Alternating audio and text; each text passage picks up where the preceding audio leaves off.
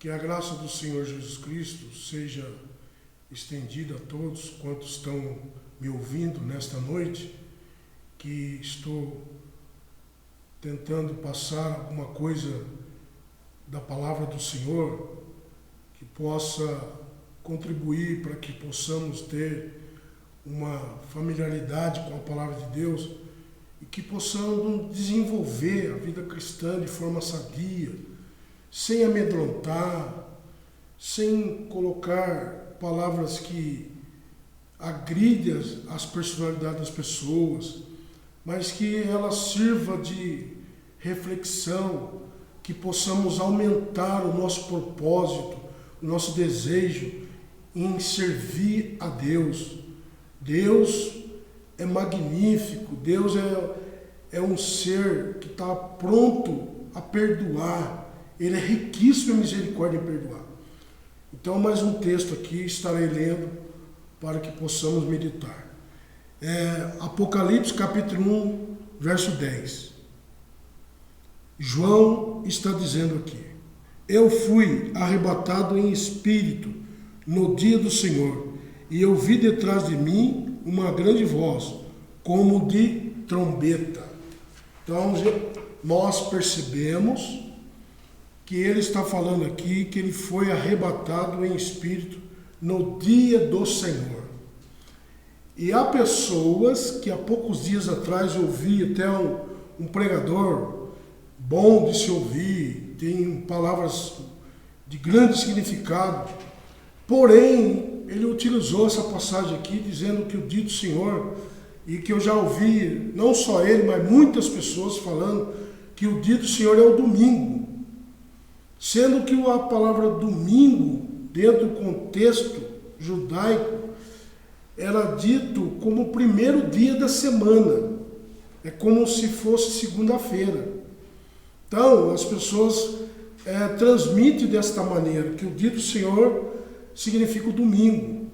E, na verdade, nós não estamos sujeitos mais a nenhum dia da semana, como era o povo de Israel em relação ao sábado. Porque, na verdade, o sábado, o apóstolo Paulo deixa claro que é sombra das coisas futuras. Então, ela é uma representação. Ela perdeu seu significado porque agora o corpo é de Cristo. O corpo é da realidade. Ou seja, aquilo que é real, que é Cristo. Então, nós não precisamos mais guardar essa sombra. Então, nós precisamos de entender que nós não precisamos mais se preocupar em guardar dias. Tá? Todos os dias nós servimos ao Senhor. Então, quando diz aqui, eu fui arrebatado em espírito no dia do Senhor, a palavra dia do Senhor, a expressão dia do Senhor pode excluir todo o período que dará fim a esta era e dará início à era futura. Então, a gente percebe aqui que é bem diferente do conceito de domingo. É uma referência escatológica em que João é transportado aos acontecimentos daquele dia. Então, que é o dia presencial, em ação direta de Deus. Tá? Então, é um dia em que Deus age de forma especial. É um período que Deus conclui as suas profecias, conclui os seus propósitos. Então, nós vamos entender aqui. João participa, só para os irmãos entenderem, que João é transportado para o futuro. O que é futuro, que ainda continua sendo futuro para nós, João participa. Jesus transfere João da ilha de Pátimo para o dia do Senhor, o dia escatológico. E nós vamos perceber o que João vê nesse dia. João participa em uma interrogação dentre os salvos na eternidade. Capítulo 7, 13 e 14. E um dos anciões me falou dizendo: estes que estão vestidos de vestes brancas, quem são e de onde vieram? Um dos anciões. Todo mundo sabe, pelo menos que são leitores da Bíblia, que a Bíblia vai falar de 24 anciões. 12 do Antigo Testamento e 12 do Novo Testamento. Então dá 24. Anciões, então, é reunião do povo de Deus, tanto do velho quanto do novo. E um dos anciões, do meio deles, interroga, um dos anciões me falou dizendo: esses que estão vestidos de vestes brancas, quem são e de onde vieram? Quer dizer que ele sabia distinguir o grupo deles. E esse outro grupo, eles ficaram em dúvida. Eles queriam saber quem são. Aí João disse assim: eu disse-lhe, Senhor, tu sabes. E ele disse-me: estes são os que vieram de grande tribulação, lavaram as suas vestiduras, as suas vestes, e as branquearam no sangue do Cordeiro. Então, João, ele não responde, ele transfere para o Senhor, ele transfere para Jesus, para que Jesus desse a resposta. É um dos anciões. Então, nós vemos aqui, é muito interessante esta palavra, que vai falar claramente a respeito da participação de João. Fato que ainda vai ocorrer, que ainda vai acontecer. Jesus antecipou para João esse fato que vai acontecer. A pergunta que fizeram, vão fazer: quem são estes? Eles não sabiam distinguir esse outro grupo, que são os que foram martirizados, que sofreram perseguição para o anticristo, que esse grupo recusou o anticristo e testemunhou de Jesus. Então eles perguntaram: quem são esses? Nós sabemos distinguir quem somos esse grupo, que estamos juntos 24 anos. Mas esse aí quem são? Então João considera um mistério. Aí ele fala assim, ele transfere para o Senhor: Senhor, tu sabes todas as coisas. Aí então Jesus responde: esses que vieram de grande tribulação, que lavaram as suas vestes no sangue do Cordeiro. O sangue do Cordeiro. Nós vemos aqui que o que Jesus realizou na cruz do Calvário abrange tanto do Antigo Testamento, como abrange do Novo Testamento, e como abrange também as pessoas que sofrerão no período da grande tribulação.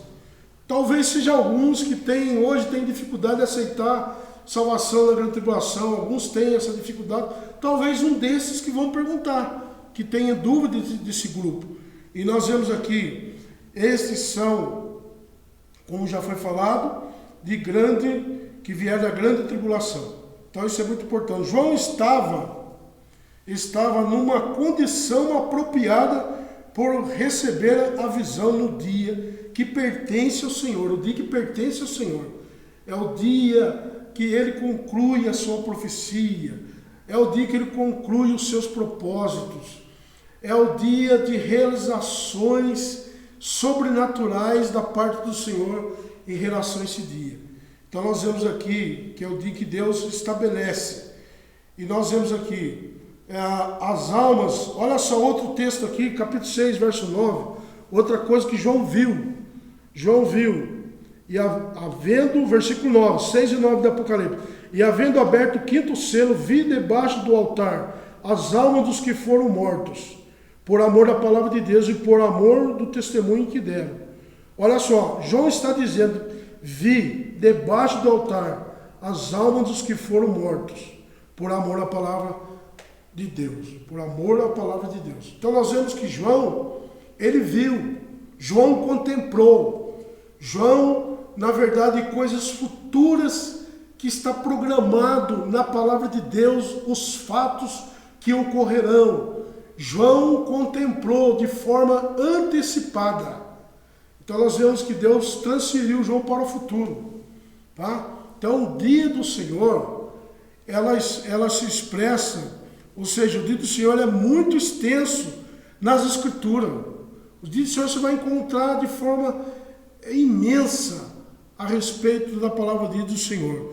Por exemplo, o dia do Senhor no capítulo 3, versículo 10 de 2 Pedro, os irmãos vão poder ver a expressão dia do Senhor.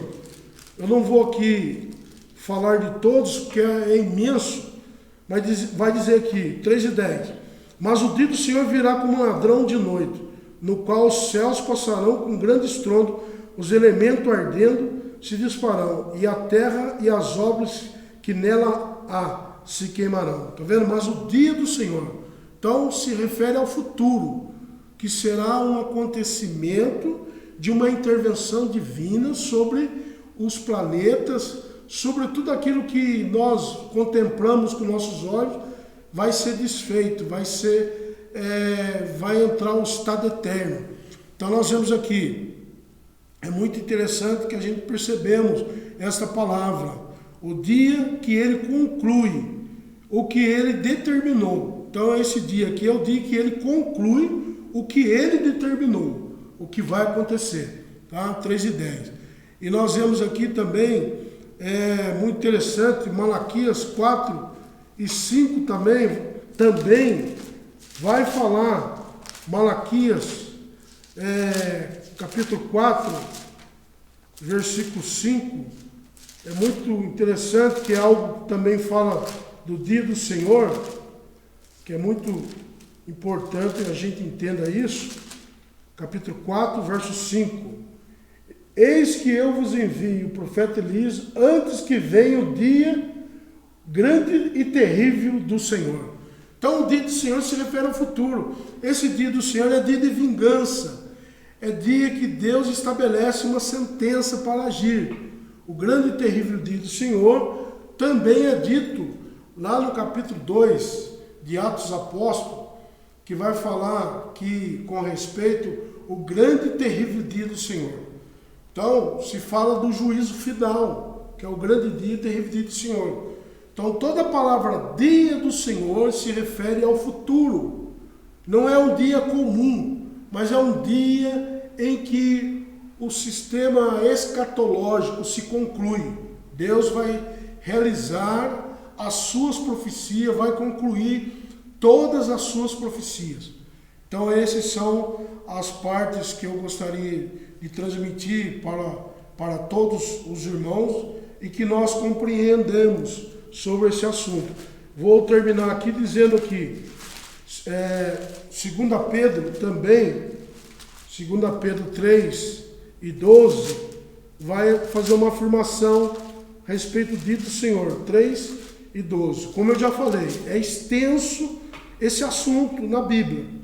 Ele vai falar, aguardando e apressando-vos a vinda do dia de Deus, em que os céus e em fogo se desfarão, e os elementos ardentes se fundirão. Então ele vai dizer que o dia de Deus, tá? Aqui não fala dia do Senhor, mas é o dia de Deus, que quer dizer a mesma coisa. Então ele vai dizer que os ímpios vê como castigo esse dia, mas os santos estão aguardando. Os santos têm uma esperança nesse dia, porém os ímpios olharão esse dia como um dia de castigo. Então essas são as palavras que eu gostaria de estar contribuindo para que os irmãos entendam. O dia do Senhor na Bíblia há uma sequência que abrange o Antigo Testamento e abrange o Novo Testamento, que o dia do Senhor está falando em relação ao sistema escatológico, o futuro. Então não vamos colocar aqui o dia do Senhor como domingo. Que Deus abençoe em nome de Jesus.